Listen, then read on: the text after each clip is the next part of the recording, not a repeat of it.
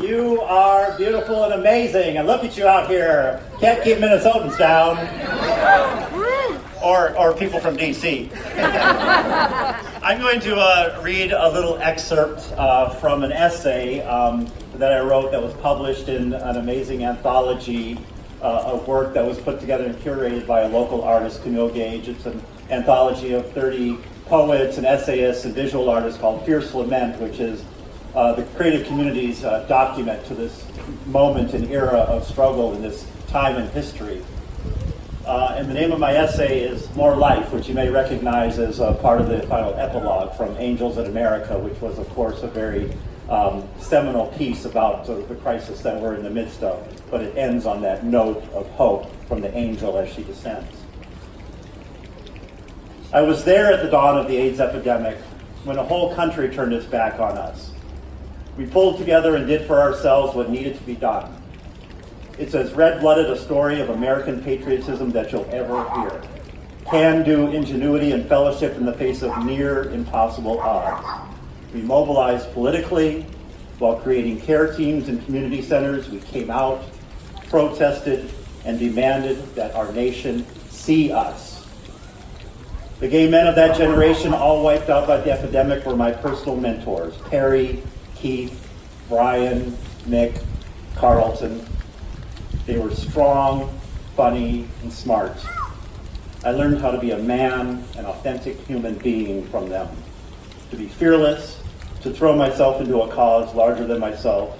I learned how to commit for the long haul. Friends, we have been working hard for a long time to make this pandemic less bad, to help ease our burdens and the burdens of people we love. We have worked hard and we have prayed for an end to this nightmare. And we have it within our grasp. It is right here. It's right here in our grasp. We know what to do. But the fights and the challenges of those early days are exactly the same fights and challenges that we face this very day, almost 40 years later. Complacency, indifference, patronizing pandering from those in power. See that? 10 times fast. From the system. Greed, stigma, the isolation that comes from stigma, racism, poverty, lack of community. It is so great.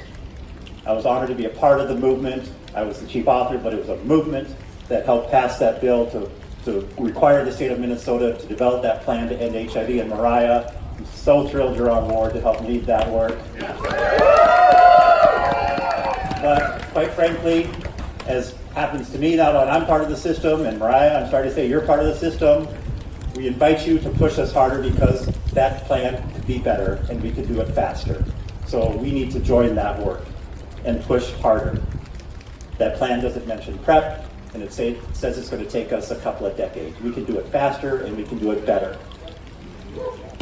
Because, as Jeremy said, in the meantime, 300 Minnesotans are newly infected every year, and that's been going on for 20 years. That is unacceptable. We can end HIV, and we can do it soon. We demand better. It is great that we cleared up the AIDS drug access issue for those on medical assistance last year, but it costs tens of thousands of dollars to access those drugs. And even if people are covered, that is tens of thousands of dollars that our public health systems and our private health systems are paying that could go to other purposes. Jeremy mentioned that it costs $20,000 a year for PrEP to prevent HIV in the first place. Do you know what it costs to make PrEP a year? $60. That is unacceptable. When I'm talking about greed, that's what I'm talking about. So we will work hard to make sure that everyone knows their status. And those who know their status are connected to care. And those who have barriers to care have those barriers addressed, whether those barriers are housing. Housing is HIV prevention. Whether that's chemical or mental health barriers, whether that's poverty, whether that's stigma, whether that's access to insurance, whether that's the price of HIV drugs, whether that's access to PrEP. We will do this work because we have to, and our call is to do that.